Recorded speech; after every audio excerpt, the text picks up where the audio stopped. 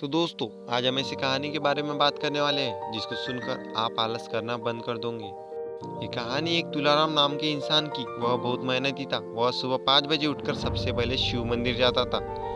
वह उसके बाद अपने खेतों में, गोदाम में और भैंसों के तबेले में जाता था। उसकी मेहनत के कारण उसका काम बहुत अच्छा चल रहा था, जिससे वह और ज्यादा अमीर हो गया। एक दिन तुलाराम अपने बेटे रामू को सुबह जल्दी उठाने के लिए गया, जिससे वह भी उसके साथ काम पर जाए और काम को सीख सके। लेकिन वह आलस के कारण नहीं उठा, जिसके बाद तुलाराम चला गया। तुलाराम इसी तरह उसको जब भी रामू को उठाने के लिए जाता, तब वह कुछ न कुछ बहाने करके फिर से सो जाता।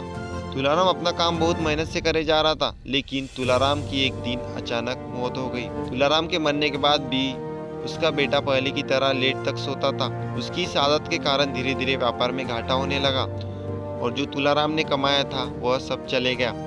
यह सब देखकर तुलाराम की बीवी ने रामू को बुलाया और कहा कि हमारे व्यापार में बहुत घाटा हो रहा है, इसको सही करने के लिए तुम कुछ करो। रामू अपनी माँ से बोला, मुझे व्यापार करना नहीं आता, इसमें मैं क्या कर सकता हूँ। रामू की माँ बोली, दूसरे गांव में तुम्हारे नाना रहते हैं, तुम उनके पास जाओ और उनसे कुछ व्यापार की बातें सीख लो। रामू ने ऐसा ही किया। वह अगले दिन दूसरे गांव अपने नाना से मिलने के लिए गया और उसने नाना से अपने व्यापार के घाटे की बात की। उन्होंने रामू को सुबह जल्दी उठने के लिए कहा और अपने काम पर जाने के लिए बोला।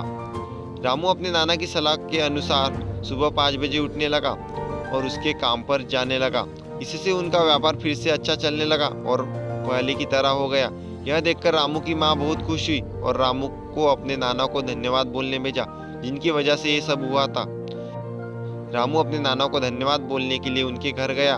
उसके नाना ने रामू को बोला, तुम पहले आलस करते थे, जिससे व्यापार में घाटा हुआ। अब तुमने आलस करना बंद कर दिया, जिससे तुम्हारा व्यापार फिर से चलने लगा।